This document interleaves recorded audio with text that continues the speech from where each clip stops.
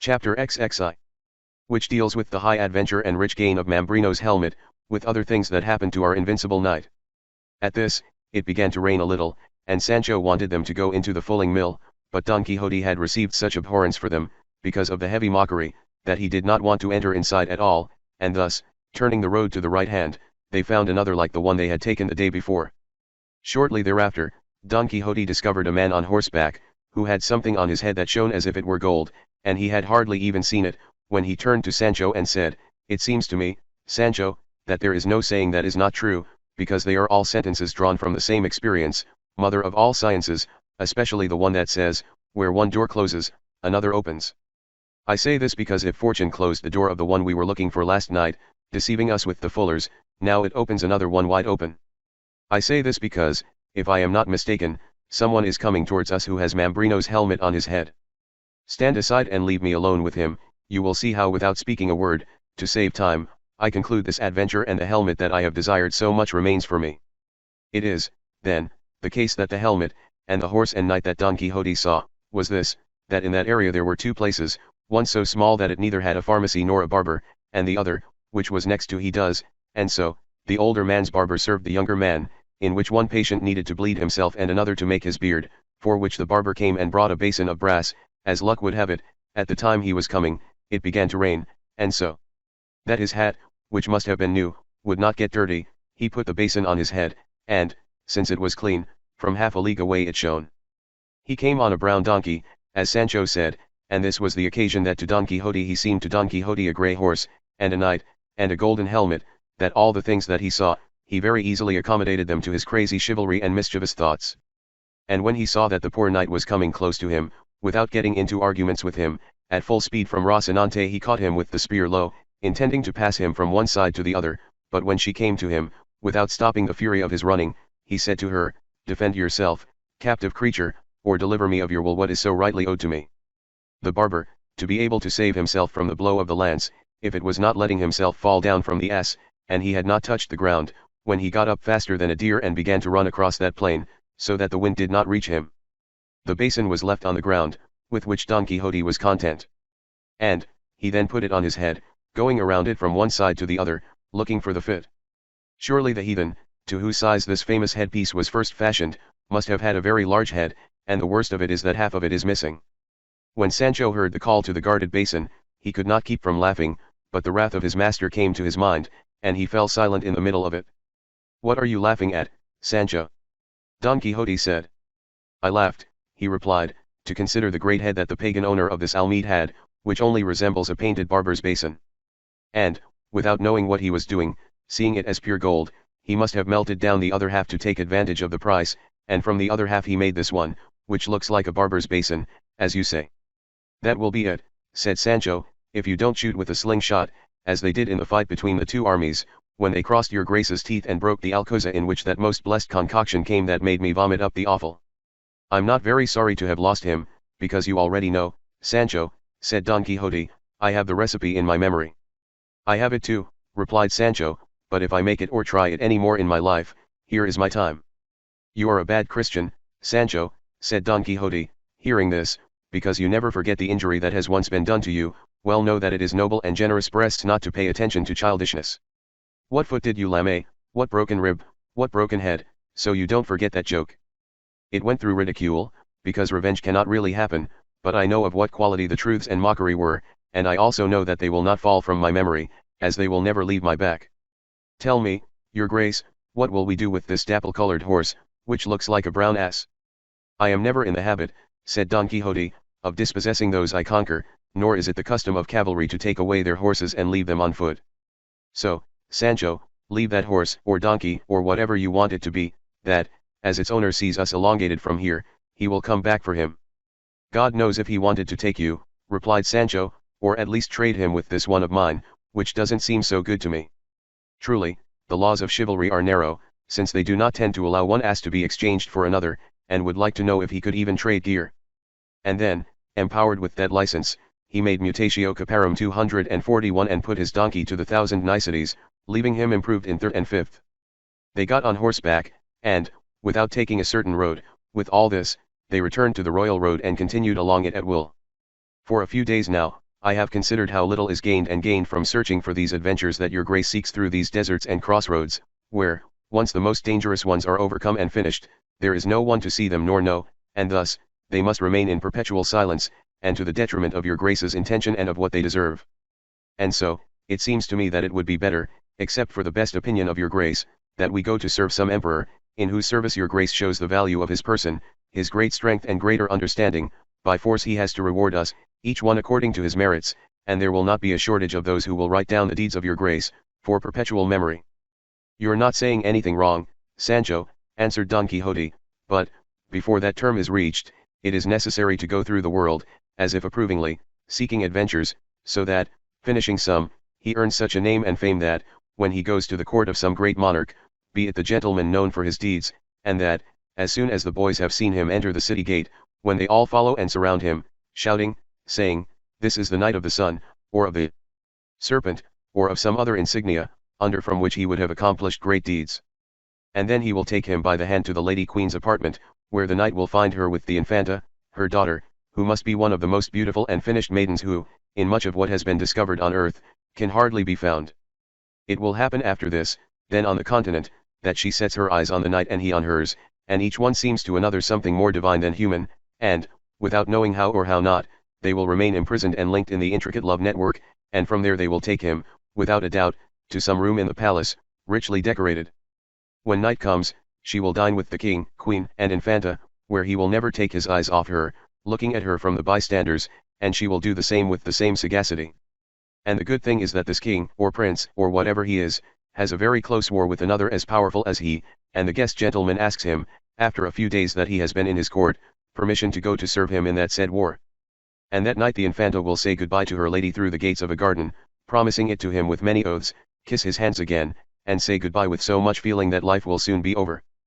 The knight is already gone, he fights in war, defeats the king's enemy, wins many cities, triumphs in many battles, returns to court, sees his mistress where he usually goes, arranges for him to ask his father for a wife in payment for your services. The king does not want to give it to him, because he does not know who he is, but, with all this, or stolen or otherwise, the infanta becomes his wife and his father comes to have him by chance, because it was found out that such a gentleman is the son of a valiant king of I don't know which kingdom, because I think it shouldn't be on the map. The father dies, the infanta inherits, the knight becomes king in 2 words. This is where he then comes in to do favors to his squire and to all those who helped him rise to such a high status. He marries his squire to a maiden of the infanta, who will undoubtedly be the one who was third in his loves, who is the daughter of a very important duke. It only remains now to see which king of the Christians or of the pagans has war and has a beautiful daughter, but there will be time to think about this, because, as I have told you, first you have to gain fame elsewhere than go to court.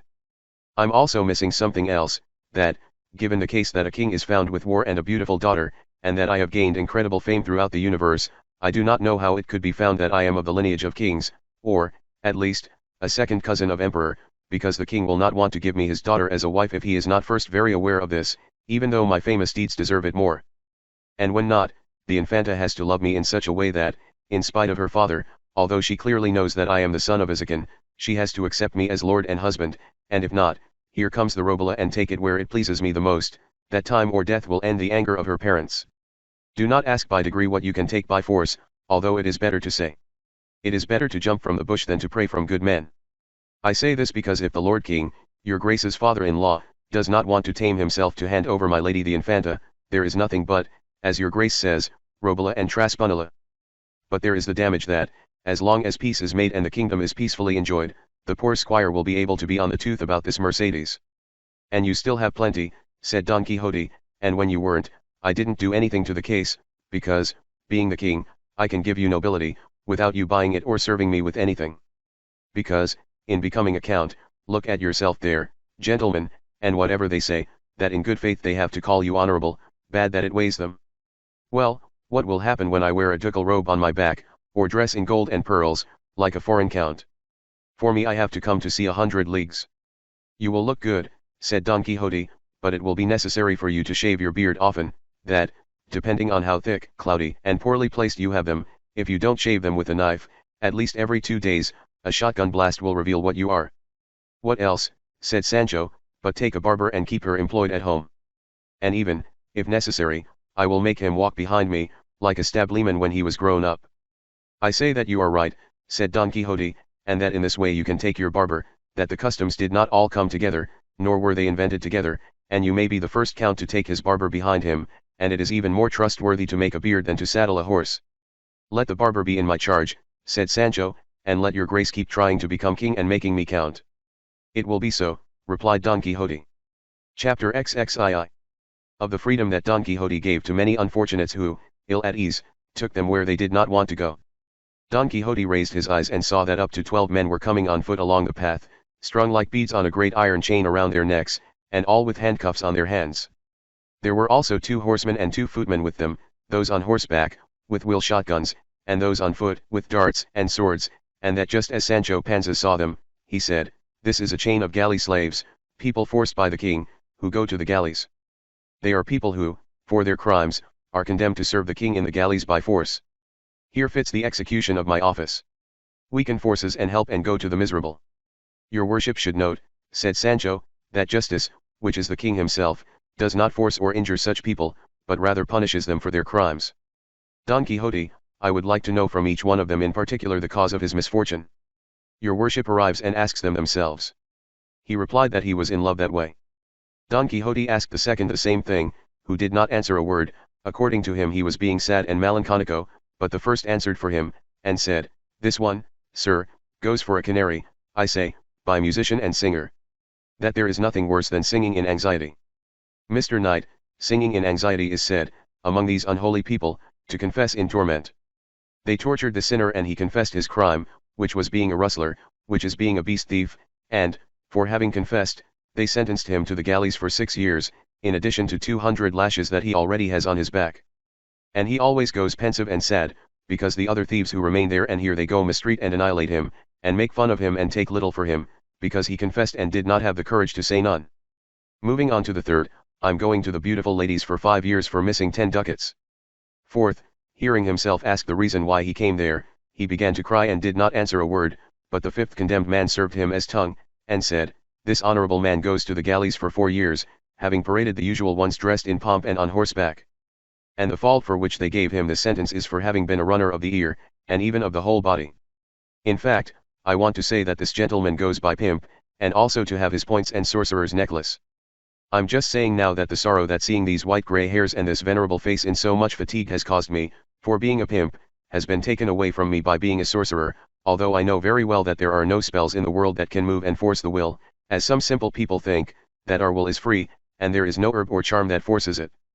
What some simple little women and some rogue liars usually do is mix things up and poison them, with which they drive men crazy, implying that they have the strength to make people want well, being, as I say, impossible to force the will." "That's right," said the good old man, "and, in truth, sir, as a sorcerer I was not to blame. As for the pimp, I couldn't deny it. But I never thought I was wrong about it, that my whole intention was for everyone to enjoy themselves and live in peace and quiet, without quarrels or sorrows, but this good wish did not avail me at all to stop going where I do not expect to return." He asked another about his crime. "I am going here because I mocked too much with 2 of my first cousins, and with 2 other sisters who were not mine. Finally, I mocked everyone so much that the mockery resulted in the kinship growing so intricately that there is no devil to declare it. If your grace, Sir Knight, brings anything with which to help these poor people, God will pay you in heaven, and on earth we will be careful to pray to God in our prayers for the life and health of your grace, that it be as long and as good as his good presence deserves."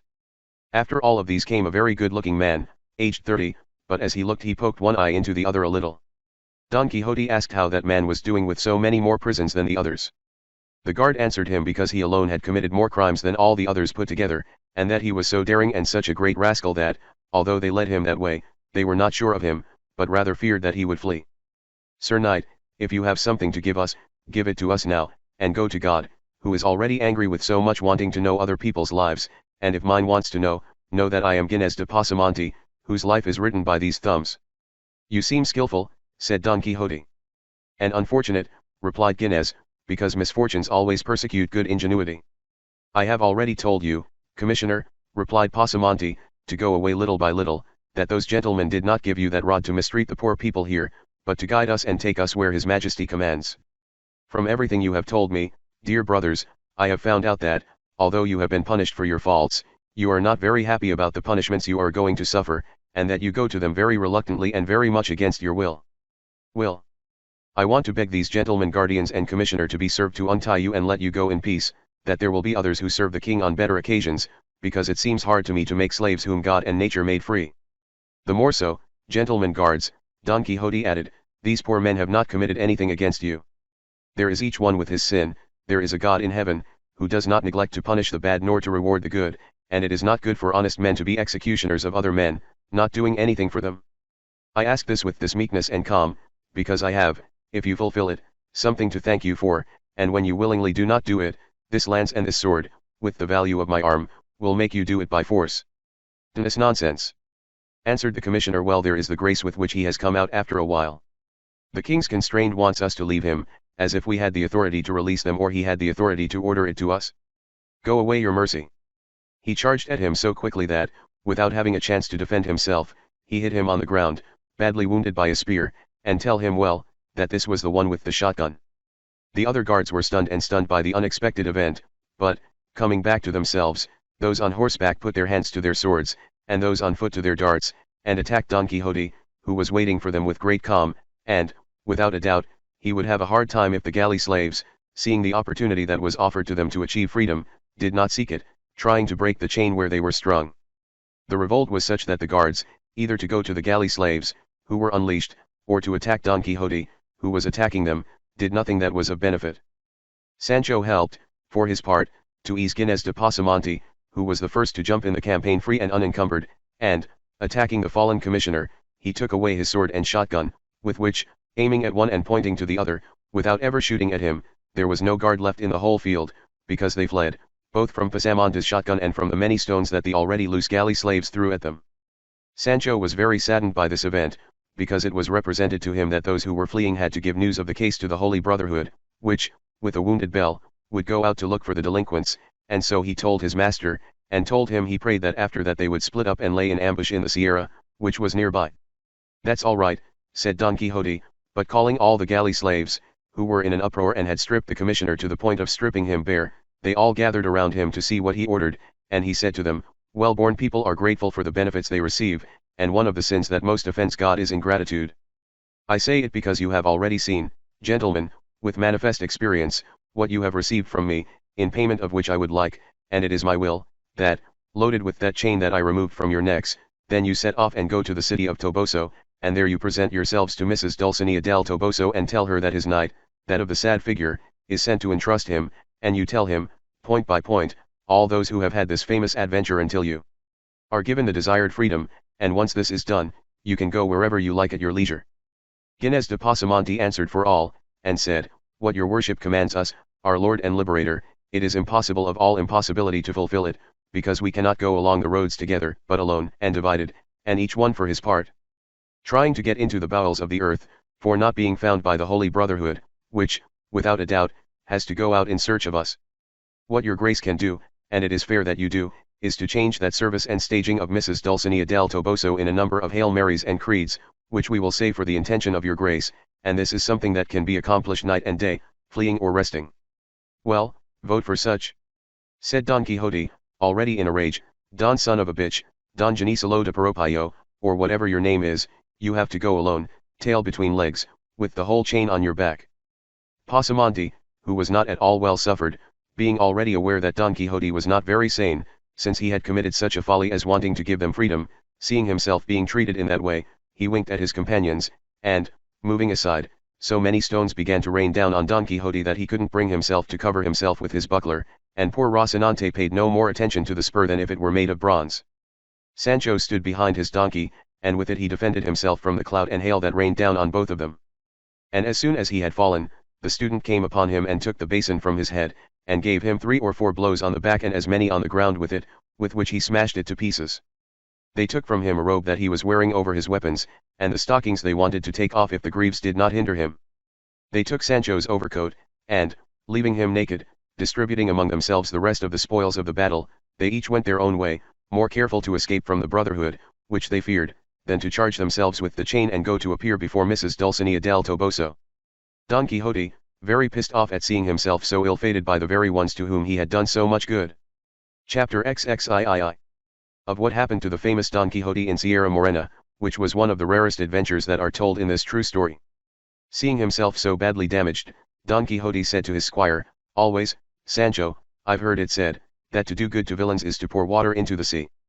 If I had believed what you told me, I would have excused the sorrow, but it's already done. Patience, and teach a lesson from now on.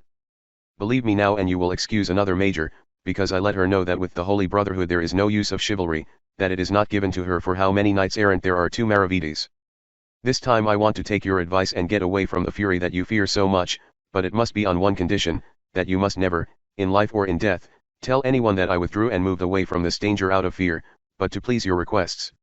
"Sir," responded Sancho, "to withdraw is not to flee, nor is waiting to be wise, when danger outweighs hope, and it is wise to save today for tomorrow and not risk everything in one day. So, don't regret having taken my advice, but get on Rocinante, if you can, or else I'll help you, and follow me, because the Calatra tells me that we now need feet more than hands." Don Quixote went up without saying another word to him, and, leading Sancho on his donkey, they entered through a part of the Sierra Morena, which was right there, Sancho intending to cross it all and go out to Viso, or to Almodovar del Campo, and hide for a few days because of those rough edges, so as not to be found if the Brotherhood were looking for them.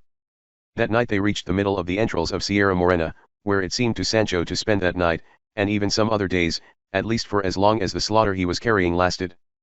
But fatal luck, which, according to the opinion of those who do not have the fire of the true faith, guides, cooks and composes everything in its own way, ordered that Ginés de Pasamonte, the famous liar and thief who, by virtue and madness of Don Quixote, he had escaped, carried away by the fear of the Holy Brotherhood, whom he rightly feared, he agreed to hide in those mountains, and he brought his luck and his fear to the same place where he had taken Don Quixote and Sancho Panza, at the time that he was able to meet them, and to the point that he let them sleep. And, as always the bad guys are ungrateful and necessity is an occasion to resort to what is not due and the present remedy comes to what is to come, Ginés, who was neither grateful nor well-intentioned, agreed to steal Sancho Panza's donkey, not curing himself of Rocinante, because it is as bad a garment for pawning as it is for selling. Sancho Panza was sleeping, he stole his donkey, and before dawn he found himself far from being found. Don Quixote, who saw the crying and knew the cause, consoled Sancho with the best reasons he could, and begged him to be patient, promising to give him a bill of exchange so that they would give him 3 in his house out of 5 that he had left in his house. Sancho consoled himself with this and wiped away his tears, soothed his sobs and thanked Don Quixote for the favor he did him. To whom, as he entered those mountains, his heart rejoiced, seeming to him those places accommodated for the adventures he sought. At this, he raised his eyes and saw that his mistress was standing, trying with the point of the lance to raise I don't know what lump that he had fallen on the ground, for which he hurried to help him if necessary, and when he arrived it was just in time that he was lifting with the point of the sandeel a cushion and a suitcase clinging to it, half rotten, or completely rotten, and undone, but he weighed so much that it was necessary for Sancho to get down to take them, and his master ordered him to see what was in the suitcase. Sancho did it very quickly, and, although the suitcase was closed with a chain and padlock, because of how broken and rotten it was, he saw what was in it, which were 4 thin Holland shirts and other linen things, no less curious than clean, and in a handkerchief he found a good heap of gold shields. Blessed be all heaven, who has provided us with an adventure that is profitable. And searching for more, he found a memory booklet, richly trimmed. This one asked Don Quixote, and ordered him to keep the money and take it for himself. Wait, we'll see if there's anything written in this memory book where we can trace and come to know what we want. Although with very good lyrics, it was a sonnet. Don Quixote turned the page and said, "This is prose, and it looks like a letter. Less for this one than for the verses, you can get more from the fact that the one who wrote it is some disdained lover." He found other verses and letters, that some he could read and others not, but what they all contained were complaints, regrets, suspicions, tastes and disappointments, favors and disdain, some praised and others mourned. The knight of the sad figure remained with great desire to know who the owner of the suitcase was, conjecturing, from the sonnet and letter, from the money in gold and from the very good shirts, that it must have belonged to some principal lover, to whose disdain and ill treatment of his lady must have led to some desperate end. He did not care for more than to go ahead, without taking another path than the one that Rocinante wanted. Going, then, with this thought, he saw that, on top of a small mountain that was offered before his eyes, a man was jumping, from cliff to cliff and from bush to bush, with strange lightness. And, although he tried, he could not follow it. Then Don Quixote imagined that he was the owner of the cushion and the suitcase, and he decided to look for him, even if he knew how to walk through those mountains for a year until he found him, and so, he ordered Sancho to get off his donkey and cut across one side of the mountain, for he would go to the other and it could be that they ran into, with this diligence, that man who had so hastily gotten out of their way. "I won't be able to do that," answered Sancho, "because, when I separate myself from your grace, then fear is with me, which assails me with 1,000 kinds of shocks and visions. I am very happy that you want to make use of my spirit, which you will not lack, even if you lack the soul of the body. And come after me now little by little, or however you can, and make your eyes lanterns, we will surround the Saraswila, perhaps we will run into that man we saw. It would be much better not to look for him, because if we find him and perhaps he was the owner of the money, of course I have to return it."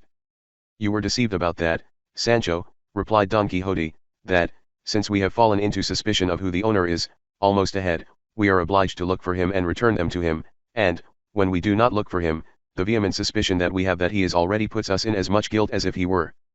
Having surrounded part of the mountain, they found in a stream, fallen, dead and half eaten by dogs and stung by rooks, a mule saddled and curbed, all of which further confirmed in them the suspicion that the one who fled was the owner of the mule and the cushion.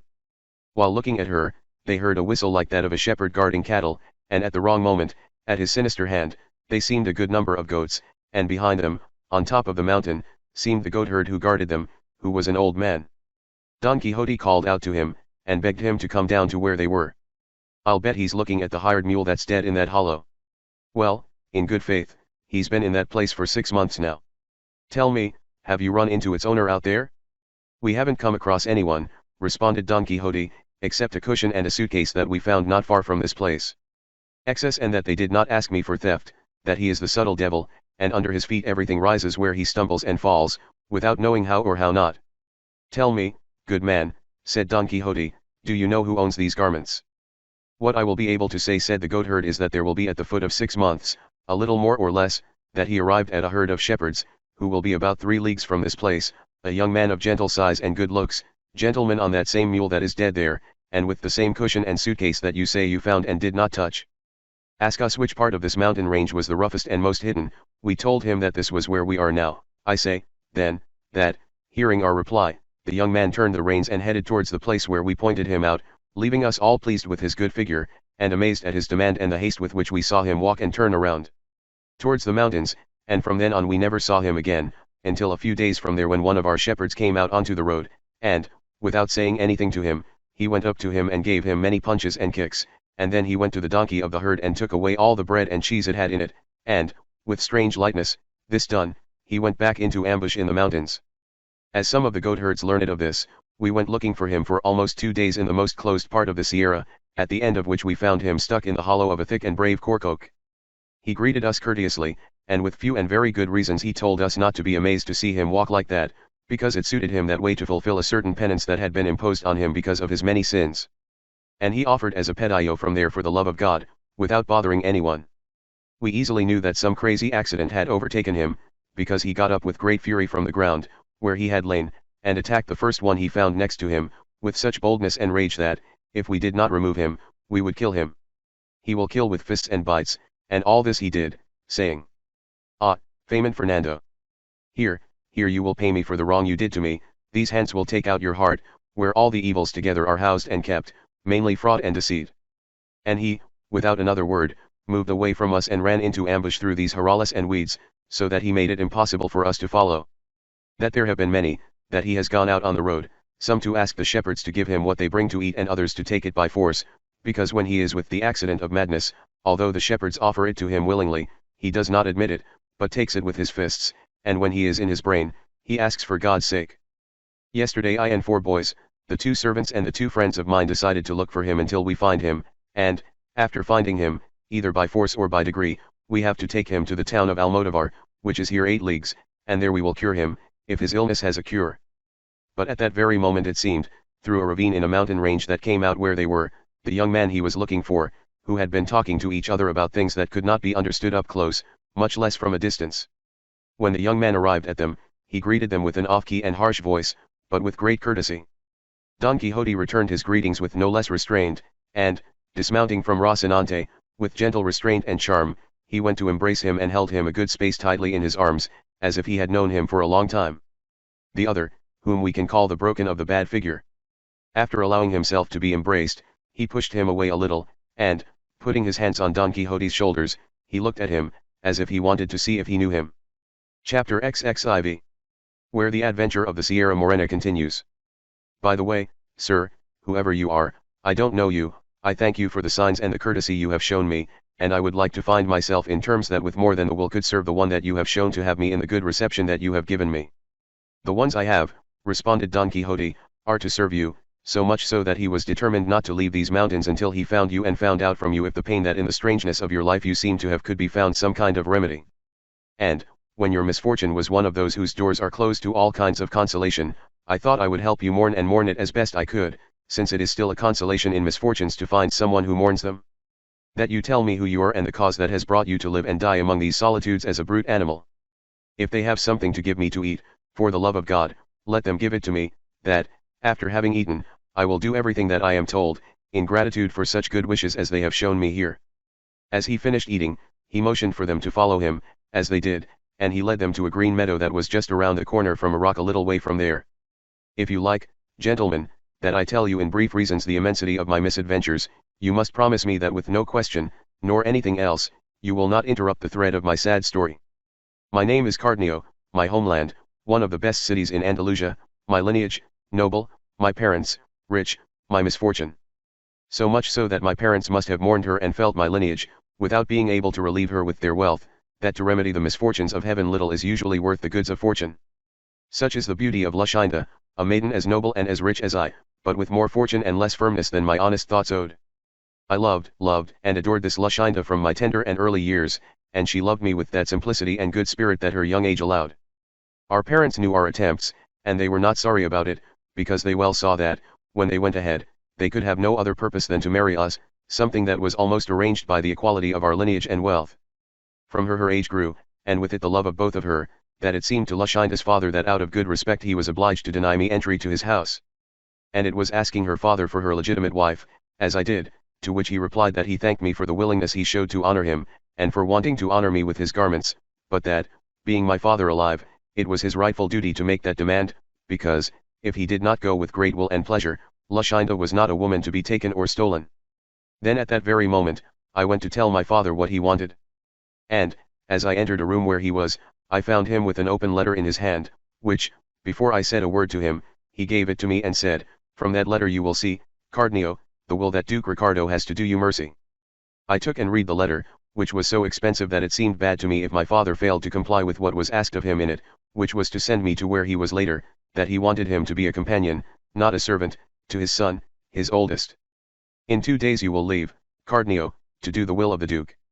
I spoke to Luscinda one night, I told her everything that was happening, and I did the same to her father, begging her to stay a few days and delay giving her status until I saw what Ricardo wanted from me. He promised me and she confirmed it with 1,000 oaths and 1,000 fainting spells. Anyway, I came to where Duke Richard was. I was so well received and treated by him that, of course, envy began to do his job. But the one who was most pleased with my departure was a second son of the Duke, called Fernando. He wanted me to be such a friend of his, that he gave everyone something to say. It is the case, then, that, as among friends there is nothing secret that is not communicated, and the privacy that I had with Don Fernando ceased to be so because it was friendship, all his thoughts declared to me, especially one in love, that he brought with a bit of uneasiness. He loved a farmer, a vassal of her father, and she had them very rich. Don Fernando's wishes to give him the word of being his husband. I, forced by her friendship, with the best reasons I knew and with the most vivid examples I could, tried to hinder him and separate him from that purpose. But, seeing that he was not taking advantage, I decided to tell the case to Duke Ricardo, his father. But Don Fernando, being astute and discreet, was suspicious and fearful of this, because it seemed to him that I was obliged, instead of being a good servant, not to have something hidden that was so detrimental to the honor of my lord the Duke, and so, to amuse and deceive me, he told me that he could find no other better remedy to be able to remove from memory the beauty that held him so attached, than to be absent for a few months, and that he wanted the absence to be for the two of us to come to my father's house. As soon as I heard him say this, when, moved by my interest, although his determination was not so good, I approved it as one of the most successful that could be imagined. Already when he came to tell me this, as it later became known, he had enjoyed the farmer with the title of husband, and was waiting for an opportunity to discover himself safe from her, fearful of what the Duke, his father, would do when he learned of his nonsense. It happened, then, just as Don Fernando enjoyed the farmer, his desires were appeased and his eagerness caught cold, and if he first pretended to want to leave, to remedy them, now he really tried to leave, so as not to execute them. The Duke gave him leave, and ordered me to accompany him. We came to my city, My father received him as who he was, then I saw Luscinda, they came back to life, although they had not been dead or muffled, my desires, of which I reported, to my misfortune, Don Fernando, for it seemed to me that, in the law of the great friendship that he showed, I had to hide nothing from him. I praised Luscinda's beauty, poise, and discretion in such a way that my praises stirred in him the desire to see a maiden with so many good parts adorned. I fulfilled them, by my short luck, showing it to him one night, by candlelight, through a window through which the two of us used to talk to each other. He violates in dress, such that all the beauties he had seen until then put them into oblivion. He fell silent, lost consciousness, was absorbed and, finally, so in love as you will see him in the speech of the story of my misfortune. And, to further ignite his desire, which was jealous of me and discovered heaven alone, fortune would have it that one day I found a bill of his asking me to ask his father for his wife, so discreet, so honest and so in love that, reading it, he told me that in Luscinda alone all the graces of beauty and understanding that were distributed in the other women of the world were enclosed. It is true that I want to confess now that, since I saw with what just causes Don Fernando praised Luscinda, with all that, it made me fear my fate just as she assured me. It happened, then, that Luscinda had asked me for a book of chivalry to read, of which she was very fond, which was Amadis de Gaula. Don Quixote had misheard the name of a book of chivalry, when he said, "So your grace told me, at the beginning of your history, that your grace, Mrs. Luscinda, was fond of books of chivalry, so, for me, it is not necessary to spend more words in declaring her beauty, courage and understanding, that, having only understood her fondness, I confirm her as the most beautiful and most discreet woman in the world. So, excuse me and continue, which is what now makes more sense." While Don Quixote was saying what has been said, he had Cardenio's head fall onto his chest, showing signs of being deeply thoughtful. "It cannot be removed from my thoughts, nor will there be anyone in the world who will take it away from me, nor would anyone make me understand otherwise, and anyone who understood or believed the opposite would be a fool, but that rascally Master Elizabeth was in love with Queen Maid Not that, I vote for such," replied Don Quixote with great anger, and through him, as usual, and that is a very great malice, or mischief, to put it better, Queen Madissima was a very important lady, and it should not be presumed that such a high princess had to cohabit with a Sacpatra, and whoever understands the contrary, lies like a very great villain. Cardenio was looking at him very attentively, to whom the accident of his madness had already come and was not there to continue his story, nor will Don Quixote hear it. Since Cardenio was already mad and he heard himself talking about deceit and mischief, with other similar insults, the mockery seemed bad to him, and he picked up a pebble that he found next to him, and hit Don Quixote on the chest with it so hard that it made him fall backwards. Sancho Panza, who saw his lord stop in such a way, attacked the madman with his clenched fist, and Broken received him in such a way that with a fist he hit him at his feet, and then he climbed on top of him and bruised his ribs much to his taste. The goatherd, who wanted to defend him, ran the same risk. And, after he had them all worn out and beaten, he left them and went, with gentle calm, to lie in ambush on the mountain.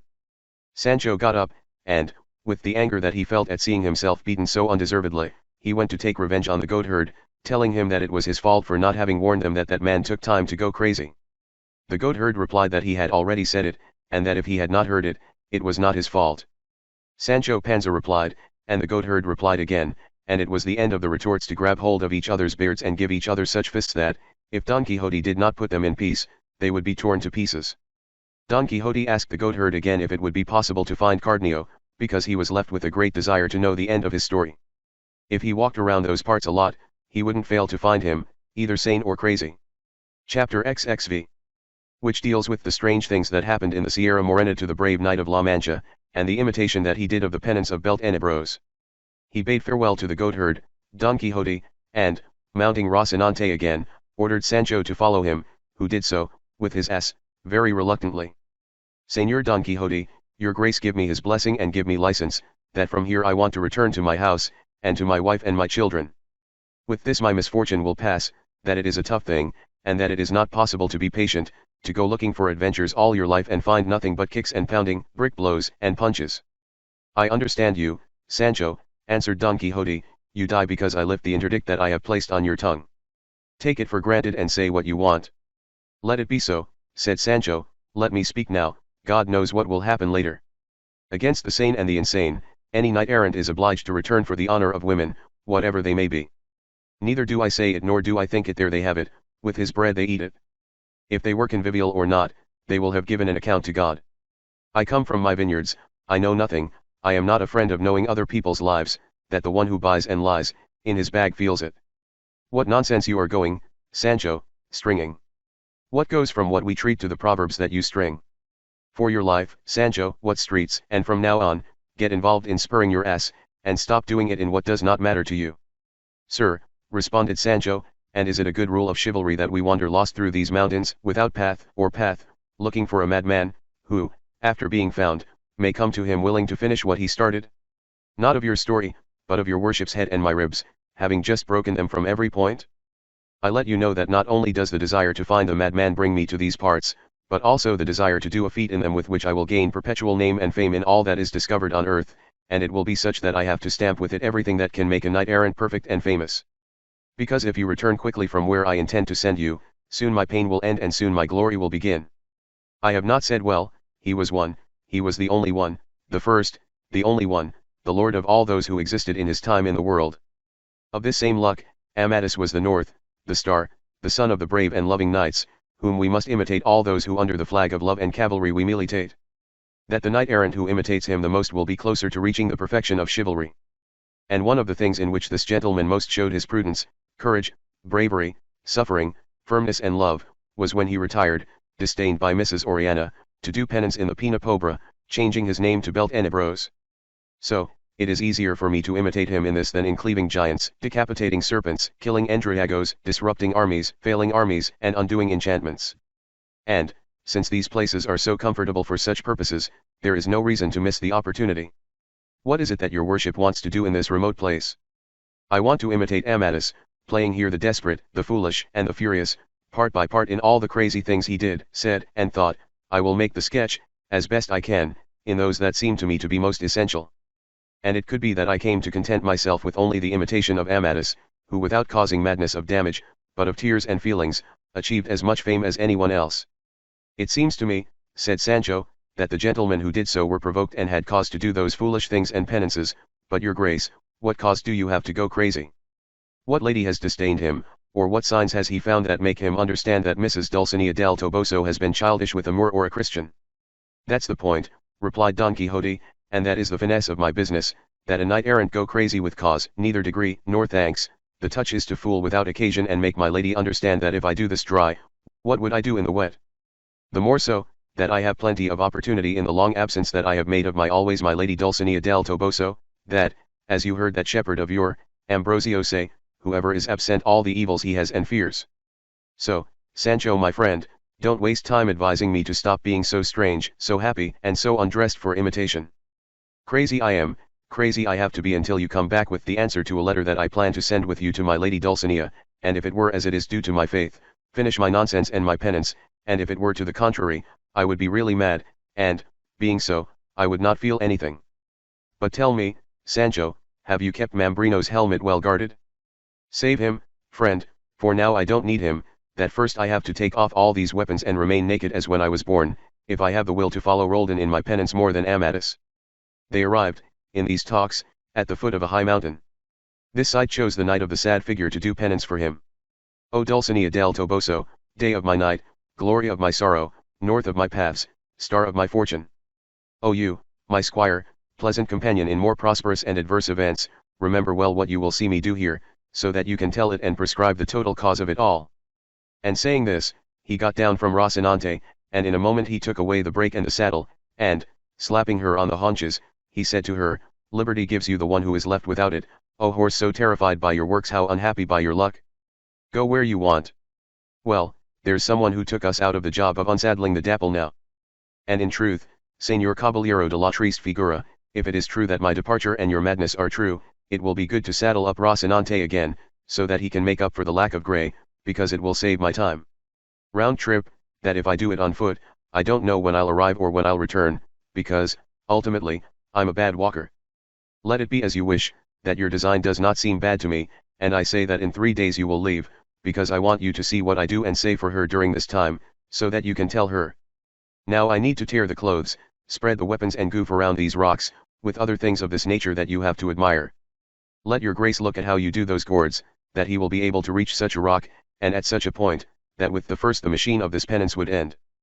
But I want you to know that all these things I do are not joking, but very true, because otherwise, it would be contravening the orders of chivalry, which order us not to tell any lies, penalty of reluctance, and doing one thing for another is the same as lying. So, my gourds have to be true, firm, and valid, without carrying anything sophistical or fantastic. And it will be necessary for you to leave me some lint to cure me, since fortune wanted us to lack the bomb that we lost. It was worse to lose the ass, replied Sancho, because the lint and everything were lost on it. And I beg you more, that you realize that the 3 days that you have given me to see the madness that you do are already past, that I already take them for granted and for past in residential judicata, and I will say wonders to my lady, and she write the letter and send it to me later, because I have a great desire to get your mercy out of this purgatory where she left him. Redencio is that whoever is in hell never leaves it, nor can he.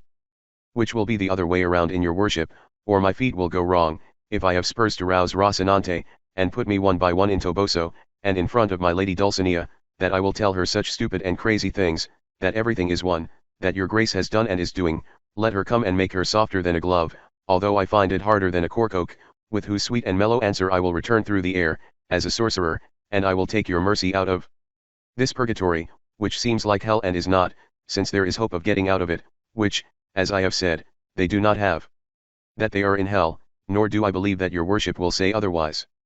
And it would be good if we wrote it down, in handwriting. It is in the memory booklet that belonged to Cardenio, and you will be careful to have it transferred on paper, in good handwriting, in the first place you find. Well, what is to be done about the signature? Sancho said. Amadis letters are never signed, answered Don Quixote. The draft will go in the same booklet signed, that, seeing it, my niece will not make it difficult to comply. And, as far as the love letter is concerned, you will put by signature, yours until death, the night of the sad figure. And it won't matter if it's someone else's hand, because, as far as I can remember, Dulcinea doesn't know how to write or read, and in all her life she has never seen my handwriting or my letter, because my loves and hers have always been platonic, without extending to more than an honest look. Now I say, Señor Caballero de la Triste Figura, that not only can and should your worship do crazy things for her, but that, with just title, she can despair and hang herself. And I confess to your grace a truth, Señor Don Quixote, that until now I have been in great ignorance, that he thought well and faithfully that Mrs. Dulcinea must be some princess with whom your grace was in love, or some such person, who deserved the rich gifts that your grace has sent her. I have already told you many times before now, Sancho, said Don Quixote, that you are a great talker, and that, although you are clever enough, many times you stand out as a cute. But, so that you can see how foolish you are and how discreet I am, I want you to hear me a short story. You must know that a beautiful widow, young, free and rich, and, above all, carefree, fell in love with a modelin, plump and good-natured young man. She got to know the eldest of her, and one day she told the good widow, by way of fraternal reprehension, I am amazed, madam, and not without much reason, that a woman as important, as beautiful, and as rich as your grace, should have fallen in love with a man as coarse, as low, and as idiotic as so and so, having in this house so many teachers, so many presented and so many theologians, in whom your worship could choose between peers, and say, I want this one, I don't want this one. But she answered him, with much grace and ease, your worship, my lord, is very deceived, and thinks very old-fashioned if he thinks that I have chosen badly in so and so, as idiotic as he seems. Well, for what I love him, he knows so much philosophy, and more, than Aristotle. So, Sancho, for what I love Dulcinea del Toboso, she is worth as much as the highest princess on earth. Yes, not all the poets who praise ladies, under a name that they give them at will, it is true that they have them. And so, it is enough for me to think and believe that good Aldonza Lorenzo is beautiful and honest, and regarding lineage, it matters little, since they don't have to go and find out about it to give her some habit, and I realize that she is the highest princess in the world.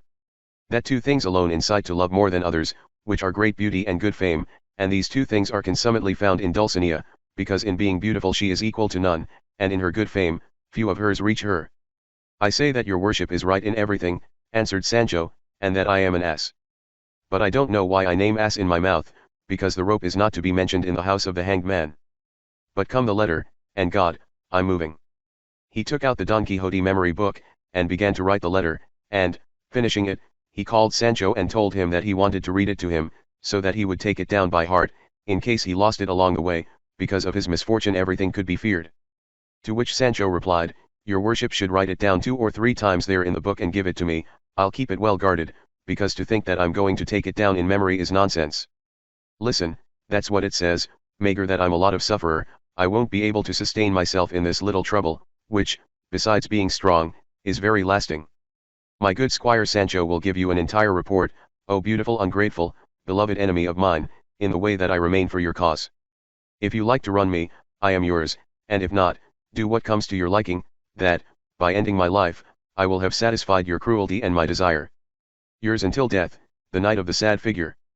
Come on, then, said Sancho, put your worship on that other side the identification card of the 3 donkeys and sign it very clearly, so that they know it when they see it. He read it to her, which read thus: Your worship will order, for this first of colts, Madam Niece, to give Sancho Panza, my squire, 3 of the 5 that I left at home and are in charge of your worship. Which 3 donkeys I order them to free and pay for as many others received here in cash, which is stated, and with their payment letter they will be well given. Date in the bowels of Sierra Morena, August 22nd of this year. Leave me alone, I'll go and saddle up Rocinante, and your grace prepare to give me your blessing, and then I plan to leave, without seeing the nonsense that your grace has to do, which I will say I saw you do so much that I don't want any more. At least I want to, Sancho, and because it's necessary like this, I want, I say, that you see me naked, and do 1 or 2 dozen crazy things, which I'll do in less than half an hour, because, having seen them through your eyes, you can swear to your safe in the others that you want to add, and assure you that you will not say as many as I plan to do.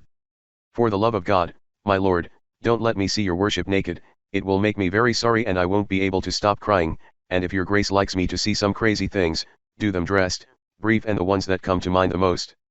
And if not, get ready Mrs. Dulcinea, that if she doesn't respond as she is right, I make a solemn vow to whoever I can that I have to get the good answer out of the stomach with kicks and slaps. Because, where does one have to suffer that a knight-errant, as famous as your worship, go crazy, without what or for what, for a. But, leaving this aside, what is your grace to eat while I return? Because, even if I had, I would not eat anything other than the herbs and fruits that this meadow and these trees gave me, since the finesse of my business lies in not eating and in doing other equivalent harshness. To God, then. But do you know what I fear? That I can't manage to return to this place where I am now leaving him, as he is hidden. Take the signs well, I'll try not to stray from these contours. That you cut some of the many brooms that are around here and you go putting them from stretch to stretch, until they come out in the open, which will serve as milestones and signs so that you will find me when you return, in imitation of the thread of the labyrinth of Theseus. And, cutting some, she asked her mistress's blessing, and, not without many tears from both of them, she said goodbye to him. And, rising above Rocinante, to whom Don Quixote entrusted much. But he hadn't gone 100 steps when he came back and said, I say, sir, that your worship has said very well, that, so that I can swear without guilt that I have seen you do crazy things, it would be good if you even saw one. Wait, Sancho, I'll do them in a credo. And, undressing his pants with great haste, he was left in flesh and in diapers, and then, without further ado, he gave 2 feet in the air and 2 graves, head down and feet up, discovering things that, not seeing them once again, Sancho turned the reins back on Rocinante and considered himself content and satisfied that he could swear that his master had gone mad. And so, we will let him go his way, until the return, which was brief. Chapter XXVI. In which the courtesies that Don Quixote performed as a lover in Sierra Morena are continued. He climbed to the top of a high rock and there he returned to thinking what he had thought many other times, without ever having resolved on it, to imitate Roldan in the outrageous follies he did, or Amadis in the evil ones. If Roldan was such a good knight and as brave as everyone says, how wonderful. Well, in the end, he was enchanted and no one could kill him except by sticking a white pin through the sole of his foot, and he had always the shoes with 7 iron soles. Although they were not worth tricks against Bernardo del Carpio, who understood them and drowned him in his arms, in Roncesvalles. But, leaving the bravery aside, let's come to losing his mind, which is true that he lost his mind, because of the signs he found at the fountain and because of the news the pastor gave him that Angelica had slept more than 2 naps with Medero. And that his lady had done something wrong to him, he didn't do much to go mad. But how can I imitate him in madness, if I don't imitate him on the occasion of them? Because my Dulcinea del Toboso I will dare to swear that he has not seen any more all the days of his life, and I would do him a manifest injury if, imagining something else about her, I went crazy with that kind of madness of Roldan the Furious. On the other hand, I see that Amadis de Gaula, without losing his mind and without doing crazy things, achieved as much fame as a lover as anyone else. It was just that, because he was disdained by his wife Oriana, who had ordered him not to appear before his presence until it was his will, that he retired to the Pena Pobra in the company of a hermit, and there he got tired of crying and commending himself to God, until heaven came to him, in the midst of his greatest care and need. Long live the memory of Amadis, and may he be imitated by Don Quixote de la Mancha in everything he can, that if he did not finish great things, he died by attacking them, and if I am not rejected or disdained by Dulcinea del Toboso, it is enough for me, as I have already said, to be absent from her. Come on, then, get to work, come to my memory, things from Amadis, and show me where I should begin to imitate you. But I already know that the most he did was pray and entrust himself to God, but, what will I do with rosary, that I don't have it? In this he thought how he would do it, and it was that he tore a large strip of the skirts of the shirt, which were hanging, and tied 11 knots, one fatter than the others, and this served as a rosary for the time that there he was, where he prayed 1,000,000 Hail Marys. And so, he amused himself strolling through the meadow, writing and engraving many verses on the bark of the trees and on the small sand, all adapted to his sadness, and some in praise of Dulcinea.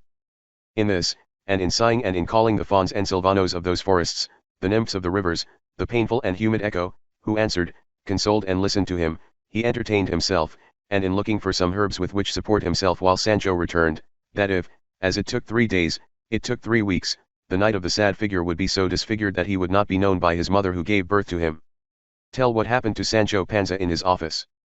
And it was that, going out to the royal road, he went in search of Toboso, and another day he arrived at the inn where the misfortune of the blanket had befallen him, and he had not seen it well, when it seemed to him that he was walking in the air again, and he did not want to go inside, although he arrived at the time that he could and should do so, because it was the time to eat and take away in the desire to taste something hot, that there were great days that everything was stiff. This need forced him to come to the inn, still uncertain whether he would enter or not. And, being in this, 2 people left the sale who later knew him, and they said to one another, Tell me, Mr. Licentiate, the one with the horse, isn't it Sancho Panza? The one our adventurer's mistress said he had gone out with her mistress as a squire. Friend Sancho Panza, where is your master? And so, he answered them that his master was occupied in a certain part and in a certain thing that was of great importance to him, which he could not discover, because of the eyes that he had on his face. No, no, said the barber, Sancho Panza, if you don't tell us where it is, we'll imagine, as we already imagined, that you've killed him and robbed him, since you're riding his horse. There is no use in making threats with me, for I am not a man who steals or kills anyone, let each one of them be killed, or God, who made him. My master is doing penance in the middle of this mountain, much to his liking. And then, in a rush and without stopping, he told them about his fate, the adventures that had happened to him and how he took the letter to Mrs. Dulcinea del Toboso, who was the daughter of Lorenzo Corchuelo, with whom he was in love to the hilt. He said that it was written in a memory book and that it was his master's order to have it transferred on paper to the first place it arrived, to which the priest said to show it to him, that he would translate it in very good handwriting. Sancho Panza put his hand into the bosom, looking for the little book, but he did not find it, nor could he find it if he searched for it until now, because Don Quixote had stayed with it and had not given it to him, nor did he remember it.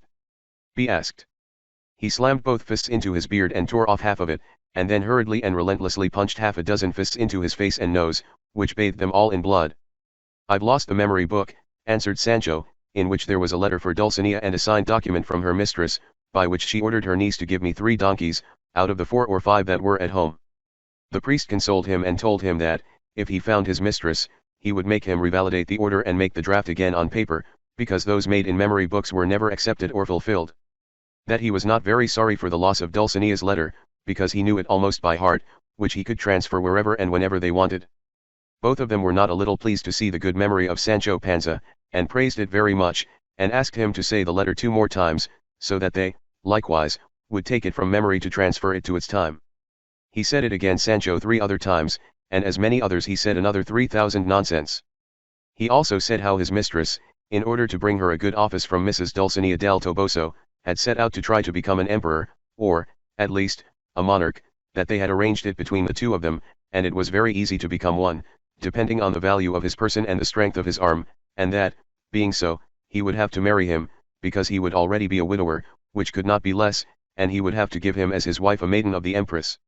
heiress of a rich and great state of the mainland, without insuls or insulas, that he no longer wanted them. Sancho said this with such repose, wiping his nose from time to time, and with so little judgment, that the 2 marveled at each other again, considering how vehement Don Quixote's madness had been, since he had brought the judgment of that poor man behind him. Men. They did not want to get tired of getting him out of the mistake he was in. It seemed to them that, since his conscience did not harm him at all, it was better to leave him in it, and they would be more pleased to hear his nonsense. You say it discreetly, said the priest, and you will do it like a good Christian. But what has to be done now is to give order how to get your master out of that useless penance that you say he is doing, and, to think about the way we have to have, and to eat, that it is time, it will be good if we enter the sale. Sancho told them to go in, that he would wait outside and that later he would tell them the reason why he didn't go in, and it wasn't convenient for him to go in, but he begged them to bring him something hot to eat there, and also barley for Rocinante. Afterward, the two of them having well thought out the way they would have to obtain what they wanted, the priest came with a thought very well suited to Don Quixote's taste and for what they wanted. And it was that she told the barber that what she had thought was that he would dress in the habit of a maiden errant, and that he should try to put on the best he could as a squire, and that in this way they would go to where Don Quixote was, pretending to be an afflicted maiden and needy, and would ask him for a gift, which he could not fail to grant, as a brave knight errant. And that the gift that he intended to ask of her was that he come with her wherever she took him, to undo a wrong that a bad gentleman had done to her, and that he begged her, likewise, that he not order her to remove her mask, nor demand anything of hers from her estate, until he had made it the right of that bad gentleman, and that he believed, without a doubt, that Don Quixote would come to whatever he asked of him by this term, and that in this way they would get him out of there and take him to his place, where they would try to see if he had any remedy for his strange madness. Chapter XXVII. Of how the priest and the barber came out with their intention, with other things worthy of being told in this great story. The barber didn't think the priest's invention was bad, but so good that they later put it to work. They asked the landlady for a skirt and some head dresses, leaving her a new cassock for the priest. The barber made a large beard from a ruddy or red oxtail, where the innkeeper had hung the comb. The landlady asked them why they were asking for those things.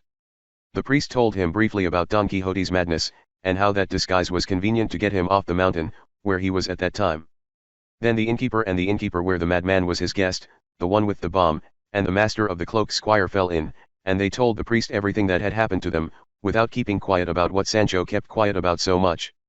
In short, the landlady dressed the priest in such a way that there was nothing more to see. She put on him a cloth skirt, full of black velvet sashes a foot wide, all slashed, 329, and green velvet bodices, trimmed with some white satin borders, which must have been made, them and the saya, in the time of King Wamba. The priest did not allow them to touch him 330, but put on his head a quilted canvas cap that he wore to sleep at night, and tied a black taffeta garter around his forehead, and with another garter he made a mask, with which he had covered the beards and the face very well. He put on his hat, got on his mule to womanizers, and the barber on his, with his beard that reached his waist, between red and white, like the one that, as has been said, was made from the tail of an ox muddy. But as soon as he had left the inn, a thought occurred to the priest, that it was wrong for him to have put himself that way, because it was an indecent thing for a priest to put himself that way, even if he was very good at it, and, telling the barber, he begged him to exchange suits, since it was more just that he should be the needy maiden, and that he should be the squire, and that thus his dignity would be less profaned. Just then, Sancho arrived, and seeing the two of them in that suit he couldn't help but laugh. Indeed, the barber came in everything that the priest wanted, and, exchanging the invention, the priest informed him of the way it had to be and the words. He did not want to dress at the time, until they were close to where Don Quixote was, and so he folded his clothes, and the priest adjusted his beard, and they went on their way, Sancho Panza leading them.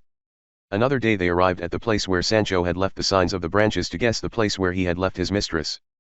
And that they charged him very much not to tell his mistress who they were, nor that he knew them, and that if I asked him, as I had to ask him, if he gave the letter to Dulcinea, he would say yes, and that, not knowing how to read, he had answered him verbally, telling him that he had sent him, on pain of his misfortune, that later on he would come to see her, which was something that mattered to him very much.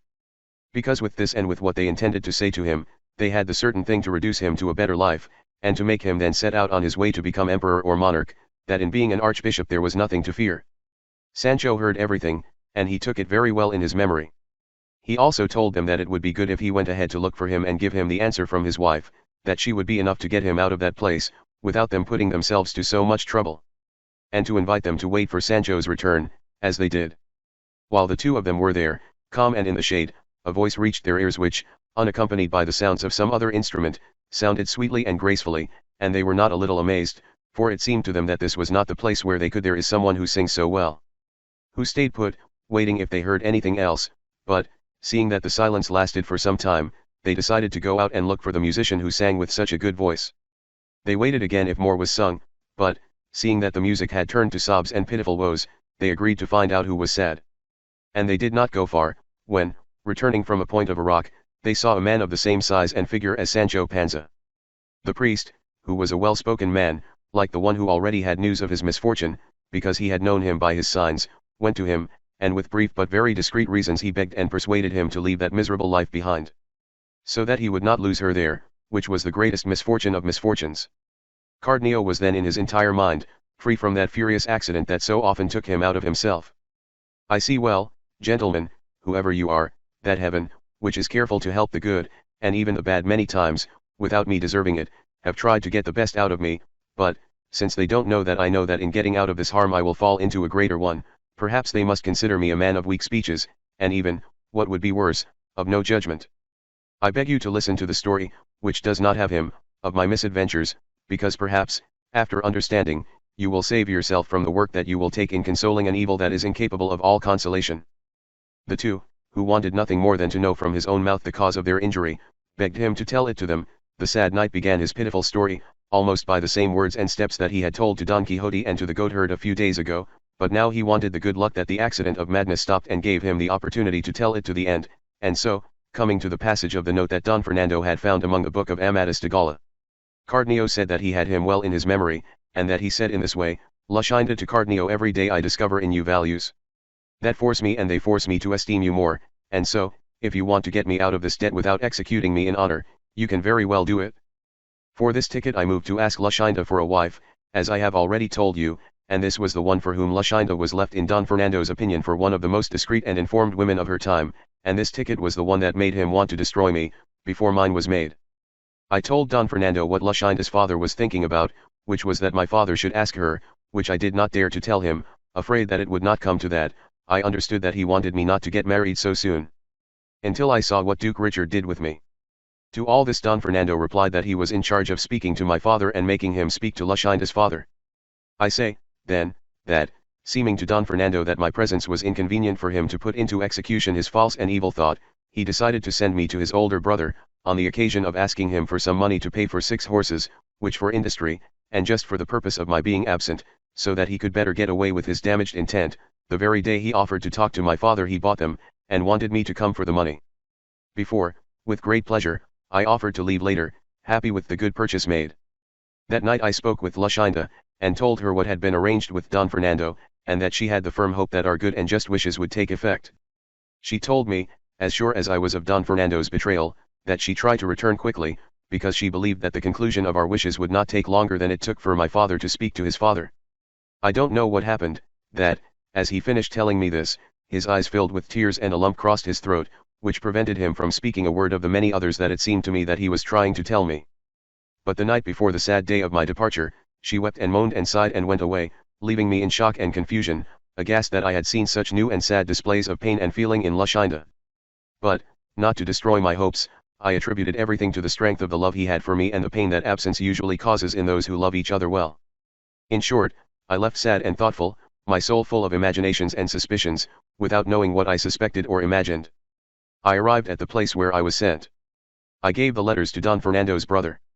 I was well received, but not well dispatched, because he ordered me to wait, much to my chagrin, 8 days, and partly where the Duke, his father, would not see me, because his brother wrote to him to send him some money without his wisdom. And it was all the invention of the false Don Fernando, because his brother did not lack money to send me later. But, with all this, I obeyed, like a good servant, although I saw that it had to be at the cost of my health. But, 4 days after I got there, a man came looking for me with a letter, which he gave me, which in the superscription I knew to be from Luscinda, because the handwriting was hers. I asked the man, before reading it, who had given it to him and how long it had taken him on the way. He told me that perhaps, passing through a city street at noon, a very beautiful lady called him from a window, her eyes full of tears, and that with great haste she said to him, "Brother, if you are a Christian, how you seem, for the love of God I beg you to forward this letter to the place and to the person that the superscription says, that everything is well known, and in this you will do a great service to our Lord, and, so that you do not lack comfort to be able to do it, take what goes in this handkerchief." And, saying this, he threw a handkerchief out the window, where 100 reis were tied, and this gold ring that I bring here, with that letter that I have given you. In effect, I opened the letter and saw that it contained these reasons: the word that Don Fernando gave you to speak to your father so that he might speak to mine, he has carried out more to his liking than to your benefit. No, sir, that he has asked me for his wife, and my father, taken advantage of the advantage that he thinks that Don Fernando gives you, has come in what he wants, with so much truth that in 2 days' time the betrothal, so secret and so alone, that only the heavens and some people from home have to be witnesses. Which I remain, Imaginaldo, if it pleases you to come, Feldo, and if I love you well or not, the success of this business will make you understand. Pray to God that this one reaches your hands before mine is in a condition to join that of one who knows so badly how to keep the faith that he promises. These, in short, were the reasons contained in the letter and the ones that prompted me to start on my way, without waiting for another answer or other money. Another day I put myself in my place, at the point and time that was convenient to go talk to Luscinda. I entered secretly, and left a mule on which I came to the house of the good man who had brought me the letter, and as luck would have it, it was so good then that I found Luscinda at the gate, a witness to our love. As soon as Luscinda saw me, she told me, Cardenio, I'm dressed for a wedding, Don Fernando the traitor and my father the greedy are already waiting for me in the room, with other witnesses, who will be witnesses to my death rather than my betrothal. Do not be disturbed, friend, but try to find yourself present at the sacrifice, which if it could not be hindered by my reasons, I have a hidden dagger that can hinder more certain forces, ending my life and beginning that you know the will that I give you. I have had and have. I answered her confused and in a hurry, fearful that I would not lack space to answer her, let your works, lady, make your words true, that if you carry a dagger to prove yourself, here I carry a sword to defend you with it or to kill me if luck were against us. I don't think she was able to hear all these reasons, because I felt that she was being called quickly, because the bridegroom was waiting. With this the night of my sadness closed, the sun of my joy set on me, I was left without light in my eyes and without speech in my understanding. I couldn't get into his house, nor could I move anywhere, but, considering how important my presence was to what might happen in that case, I cheered myself up as much as I could and entered his house. So, without being seen, I was able to stand in the hole made by a window in the same room, which was covered with the ends and ends of 2 tapestries, through which I could see, without being seen, everything in the room was done. Suffice it to know that the bridegroom entered the room unadorned except for the same ordinary clothes he used to wear. He had a first cousin of Luscinda's as his best man, and in the whole room there was no person from outside, only the house servants. A little later, Luscinda came out of a bedroom, accompanied by her mother and 2 of her maids.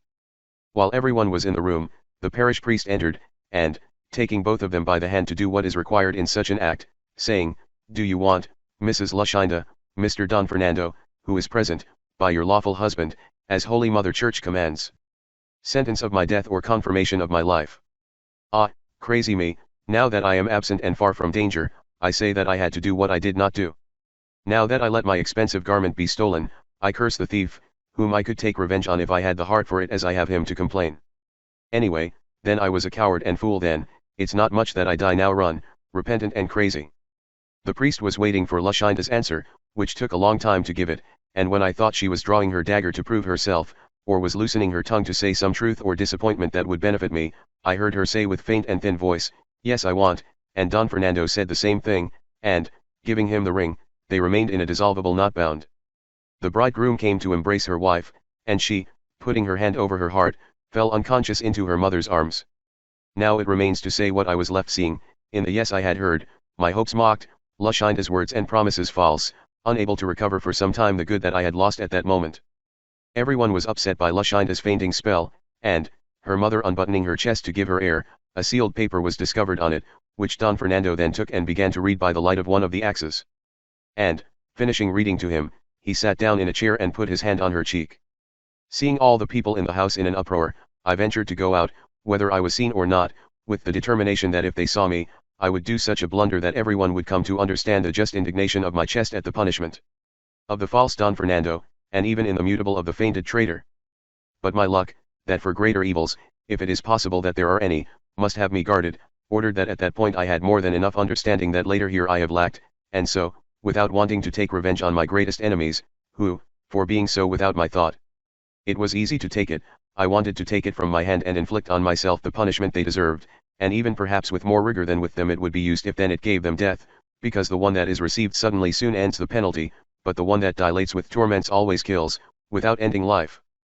In short, I left that house and came to the one where I had left the mule, I made him saddle it for me, without saying goodbye to him I got into it, and left the city, without daring, like another lot, to turn my face to look at her, and when I saw myself in the field alone, and that the darkness of the night covered me and its silence invited me to complain, without respect or fear of being heard or known, I let out my voice and untied my tongue in so many curses from Luscinda and Don Fernando, as if with them he satisfied the wrong they had done me.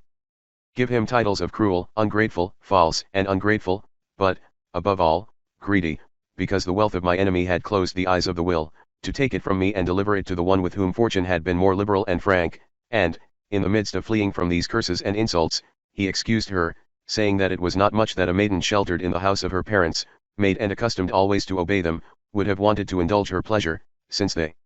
gave her a husband. Such a noble gentleman, so rich and so gracious a man that, not wanting to receive him, one could think, either that he had no sense, or that he had the will elsewhere, something that redounded so much to the detriment of his good opinion and fame. Finally, I resolved that little love, little judgment, much ambition, and desire for greatness made him forget the words with which he had deceived me, entertained me and sustained me in my firm hopes and honest desires. With these voices and with this restlessness, I walked the rest of that night, and at dawn I found an entrance to these mountains, through which I walked another 3 days, without any path or path, until I came to a halt in some meadows, which I know to which hand these mountains fall, and there I asked some ranchers which way was the roughest of these mountains. They told me that towards this part. Then I headed towards it, with the intention of ending my life here, and, entering through these asperities, from fatigue and hunger my mule fell dead, or, what I most believe, for discarding from itself such a useless load as in me I carried. I was left on foot, worn out by nature, transfixed by hunger, without having, nor thinking of looking for, someone to help me. I was like that for I don't know how long, lying on the ground, at the end of which I got up without hunger, and found some goatherds next to me, who, without a doubt, must have been the ones who relieved my need, because they told me of the way they had found me, and how I was saying so many nonsense, that it gave clear indications that I had lost my mind, and I have felt in myself, later here, that not every time I have him right, but so weak and skinny that I do 1,000 crazy things. My most common room is in the hollow of a cork oak, capable of covering this miserable body. The cowboys and goatherds who walk these mountains, moved by charity, support me, putting the delicacy on the roads, although then I lack judgment. Natural necessity makes me know the maintenance, and awakens in me the desire to crave it and the will to take it. Other times they tell me, when they find me with judgment, that I go out on the roads and that I take it by force, even if they give it to me willingly, from the shepherds who come with it from the place to the sheepfolds. In this way I spend my miserable and extreme life, until heaven is served to lead him to his last end, or to put him in my memory, so that I do not remember the beauty and the betrayal of Luscinda and the offense of Don Fernando, that if he does this without taking my life, I will return to better speech my thoughts, where there is nothing but to beg him to absolutely have mercy on my soul, that I do not feel in myself courage or strength to get the body out of this narrowness in which, for my pleasure I have wanted to put it. This is, O gentlemen, the bitter story of my misfortune. Tell me if it is such, that it can be celebrated with fewer feelings than those you have seen in me, and do not tire of persuading me or advising me what reason tells you may be good for my medicine, because it should take advantage of me what the medicine prescribed by a famous doctor makes use of for the patient who does not want to receive it. I don't want health without Luscinda, and, since she liked to be alien, being, or should be, mine, I like to be of misfortune, being able to have been of good fortune. She wanted, with her move, to make my perdition stable. I will want, by trying to lose myself, to make his will happy, and it will be an example to those to come that I only lacked what all the unfortunates have left over, to whom the impossibility of having him is usually a consolation, and in me it is a cause of greater feelings and ills, because I still think that death will not end. And, while the priest took precautions to tell him some reasons of consolation, he was interrupted by a voice that reached his ears. Chapter XXVIII, which deals with the new and pleasant adventure that happened to the priest and barber in the same sierra.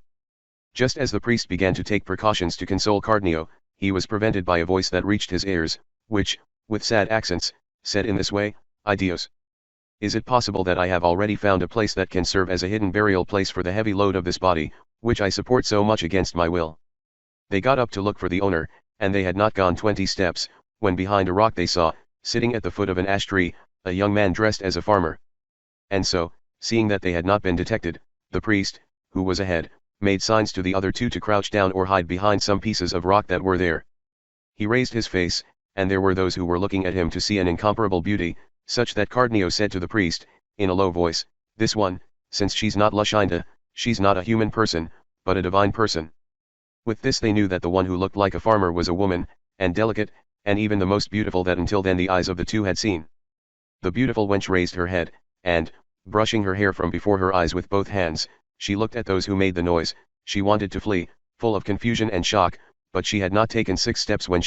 her delicate feet unable to bear the roughness of the stones, she struck the ground with her. "Stop, lady, whoever you are, for those you see here have only the intention of serving you. She didn't answer a word, stunned and confused. So they came to her. So, my lady, or my lord, or whatever you want to be, lose the shock that our sight has caused you and tell us your good or bad luck, that in us together, or in each one, you will find someone to help you feel your misfortunes. Giving a deep sigh, she broke the silence and said, well, the solitude of these mountains has not been part of my cover-up, nor has the looseness of my discomposed hair allowed my tongue to be a liar. Since I fear that the relationship that I gave you of my misfortunes will cause you, along with compassion, sorrow, because you will not have to find a remedy to remedy them or consolation to entertain them. She made herself comfortable on the seat of a stone, and, the three of them around her, forcing themselves to stop some tears that came to her eyes, with a calm and clear voice, she began the story of her life in this way. In this Andalusia there is a place from whom a duke takes title, which makes him one of those who are called great in Spain.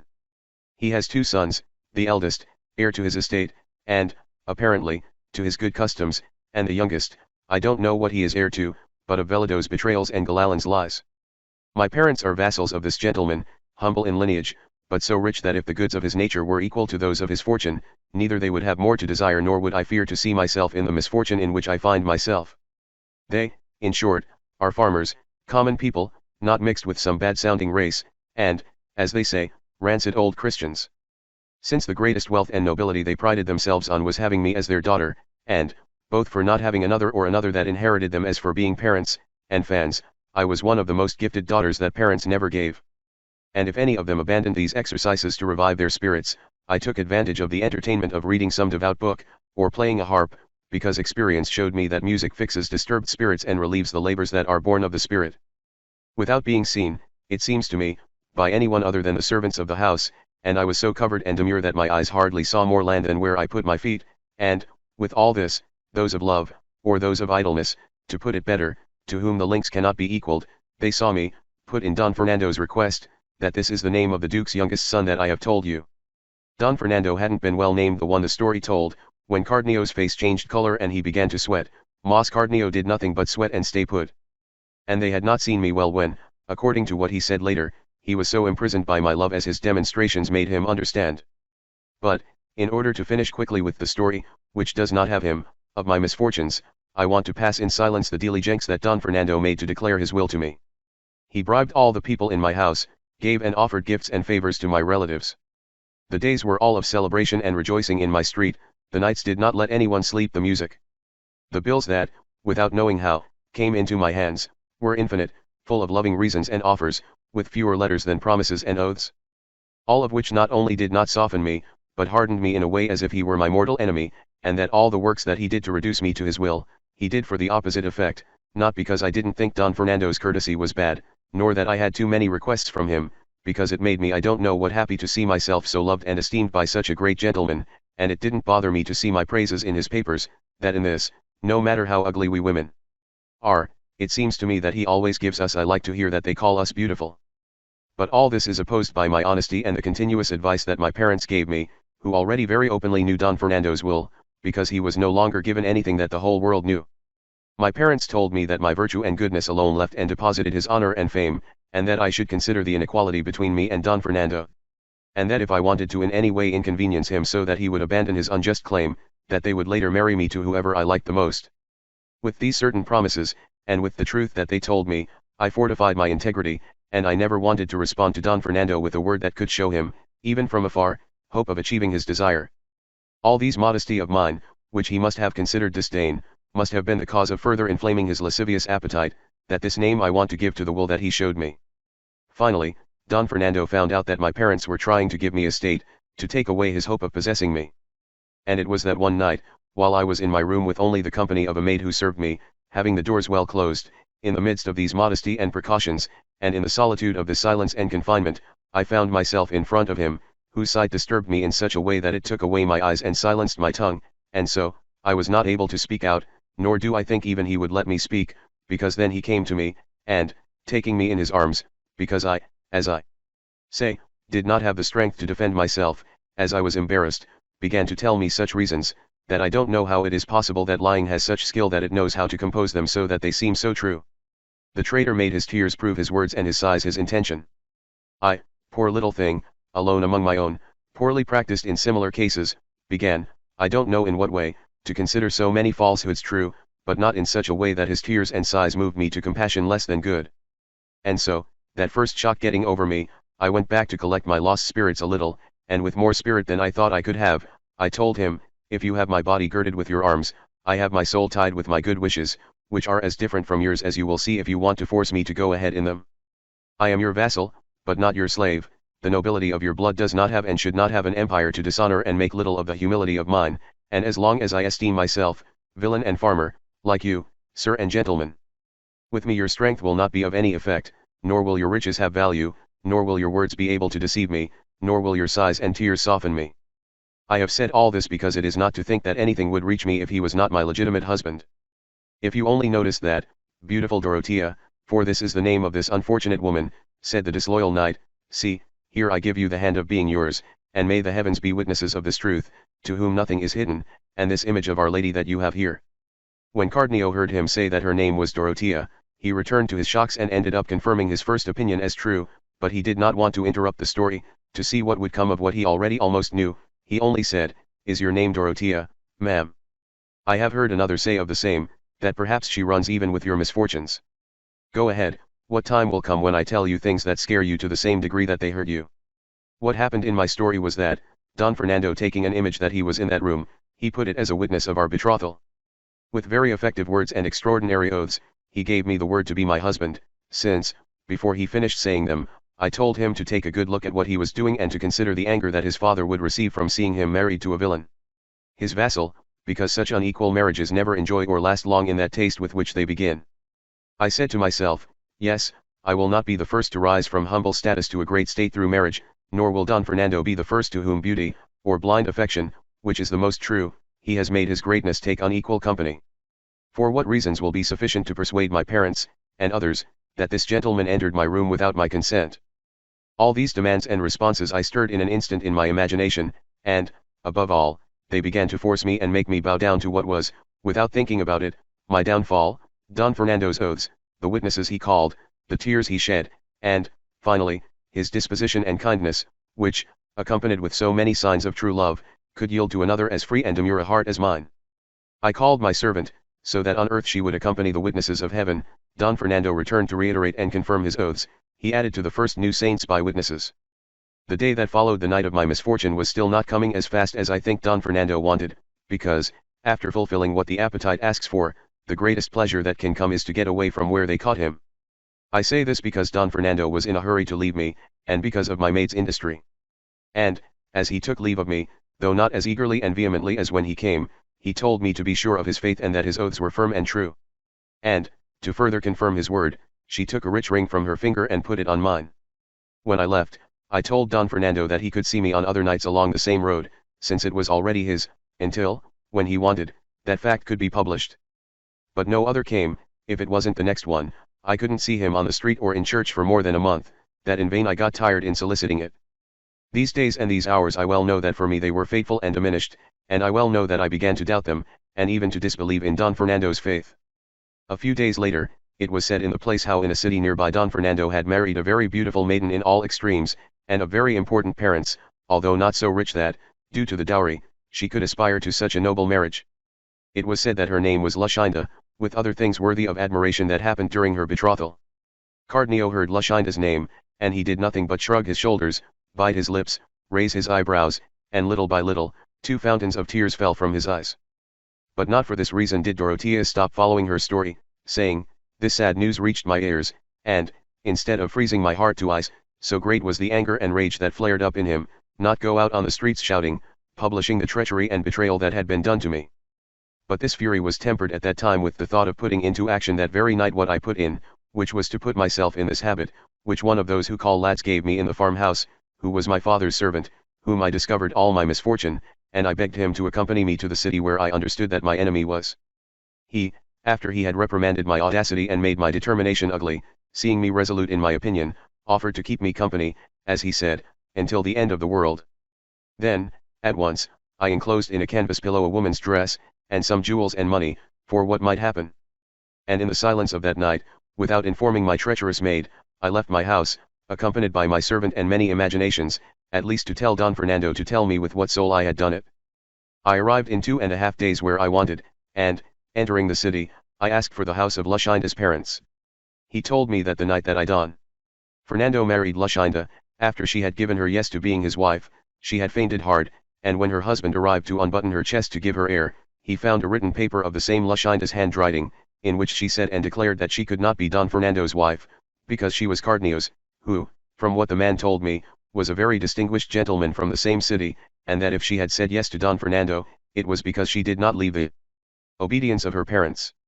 In resolution, he said such reasons contained in the paper, which implied that she had intended to kill herself when she had just married her, and gave there the reasons why she had taken her own life. All of which they say that she confirmed a dagger that was found in I don't know where in her clothes. All of which, seen by Don Fernando, seeming to him that Luscinda had mocked and sneered at him and taken little of him, he attacked her, before she fainted, and with the same dagger that they found, he tried to stab her, and she would do it if her parents and those who were present did not hinder her. They said more, that later Don Fernando left, and that Luscinda had not returned from her parasitic state until another day, that she told her parents how she was the true wife of that Cardenio that I have mentioned.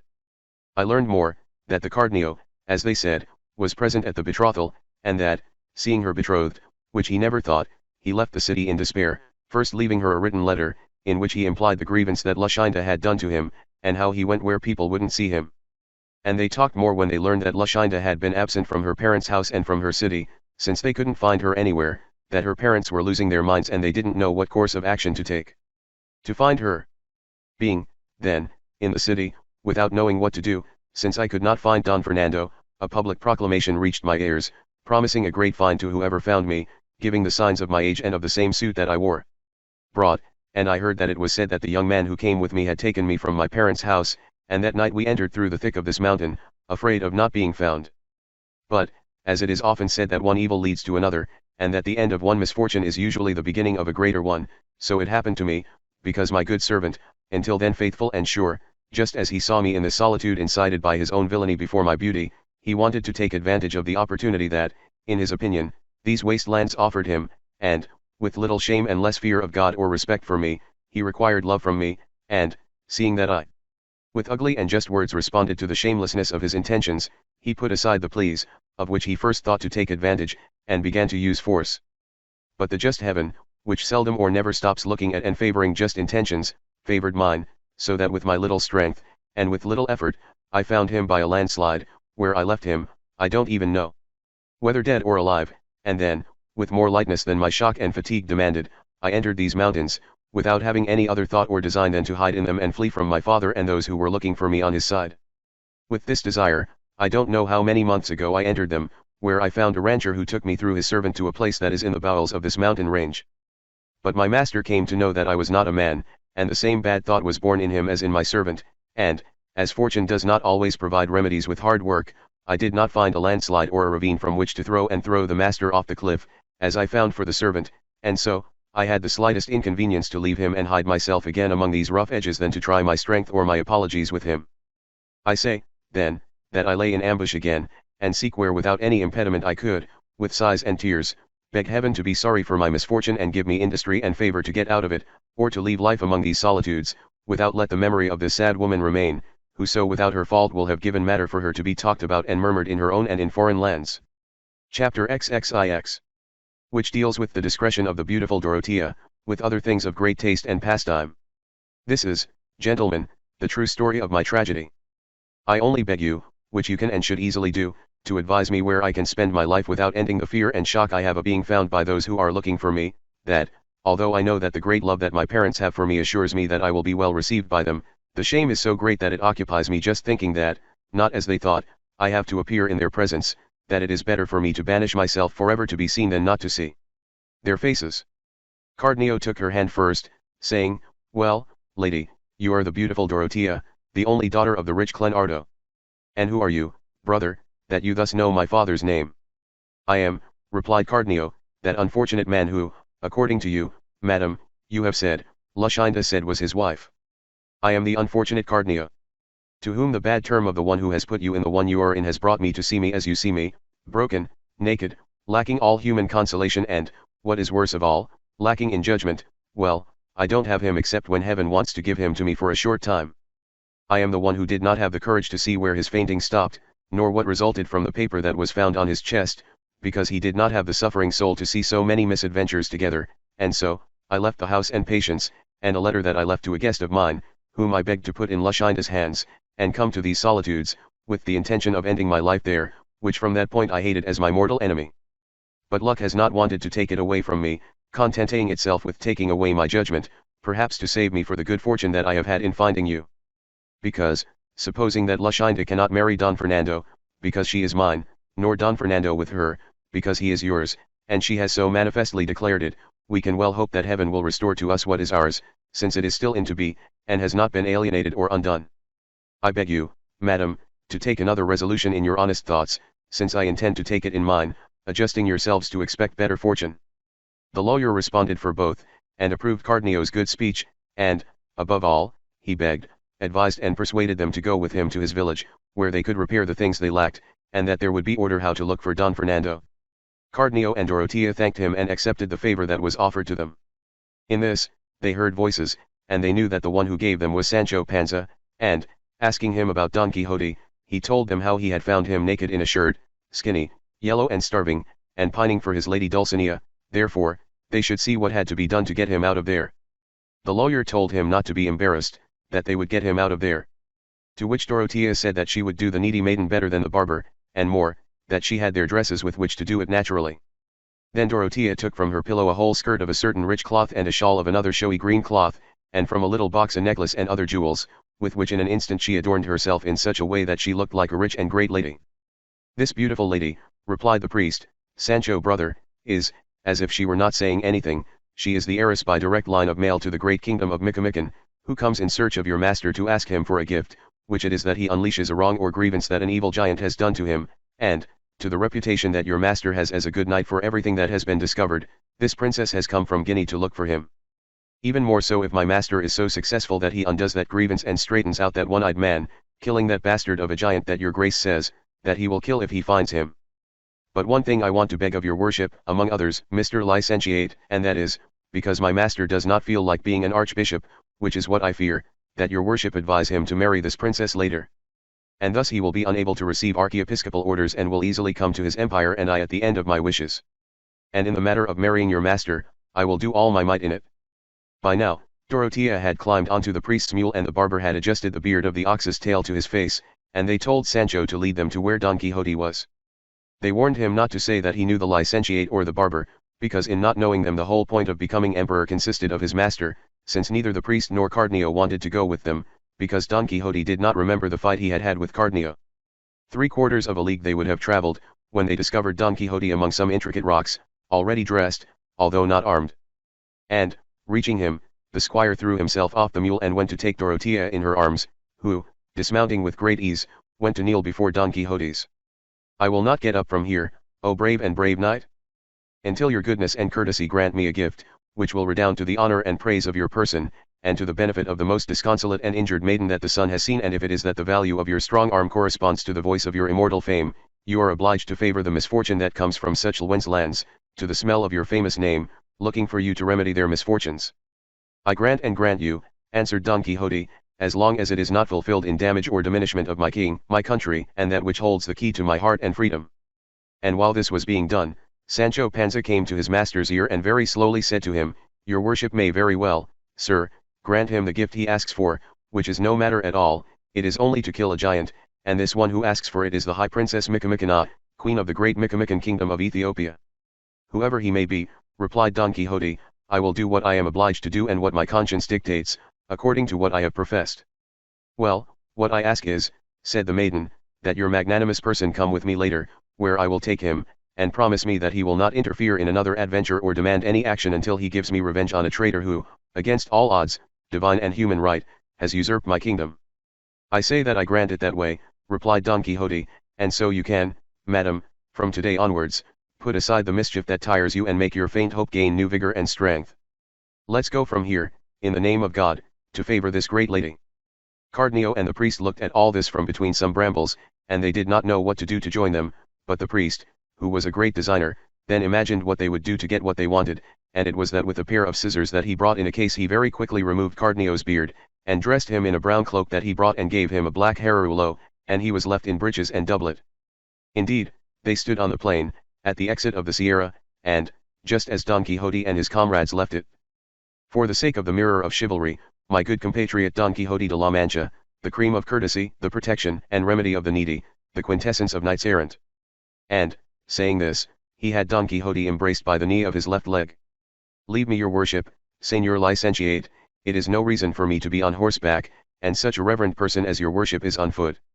I will not consent to that in any way, said the priest, let your greatness be on horseback, for me, although an unworthy priest, it will suffice for me to climb on the haunches of one of these mules, one of these gentlemen who walk with your grace. And, getting out at one point, he invited the priest with the chair, and he took it without asking much.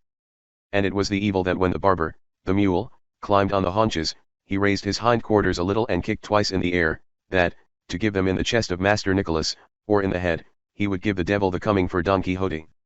With all that, they startled him so that he fell on the ground, with so little care for his beard, that it fell on the ground, and, as he found himself without them, he had no other choice but to cover his face with both hands and complain that his molars had been knocked out. Don Quixote, as he saw all that bundle of beards, without jaws and without blood, far from the fallen squire's face, said, as God lives, this is a great miracle. His beard has been knocked down and ripped from his face, as if they were removed on purpose. The priest, murmuring a few words about him, which he said was a certain spell suitable for gluing beards, as you would see, and, when he had them on, he moved away, and the squire remained as well bearded and as healthy as before, for which Don Quixote greatly admired himself, and he begged the priest to teach him that spell when the time came. That's right, said the priest, and promised to show him the first time. Put the three on horseback, that is, Don Quixote, the princess and the priest, and the three on foot, Cardenio, the barber, and Sancho Panza. I beg the licensed gentleman to tell me what is the cause that he has brought you to these parts, so alone, and so without servants, and so lightly, that he frightens me.